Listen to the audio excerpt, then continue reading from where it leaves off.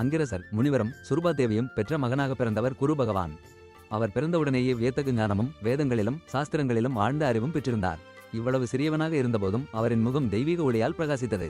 அதனால் தேவர்கள் அவரை தங்களின் ஆசானாக ஏற்றுக்கொண்டு பிருஹஸ்பதி என்று அழைத்தனர். பிருஹஸ்பதி என்பது மிகுந்த ஞானமுடையவன் என்ற பொருளை தருகிறது. அவர் தர்மத்தையும் உண்மையையும் தெய்வ வழிபாட்டையும் மனிதர்களுக்கும் தேவர்களுக்கும் போதித்தார். கல்வியில் முன்னேற்றமும் அறிவில் ஆழமும் திருமணமும் பிள்ளைப்பாக்கியமும். குரு பகவான் மஞ்சள் நிற ஆடை அணிந்து கையில் ஒரு தண்டமும் மற்ற கையில் ஜபமாலையும் ஏந்தியபடி காணப்படுகிறார். அவரது வாகனம் யானை அல்லது அன்னம். மஞ்சள் நிறம் அறிவையும் பாக்கியத்தையும் சுத்தத்தையும் குறிக்கிறது. நவகிரகங்களில் வியாழக்கிரகத்தின் ஆதிபதியாக கருதப்படும் இவர் தேவர்களின் குரு என்று சிறப்பிக்கப்பட்டவர்.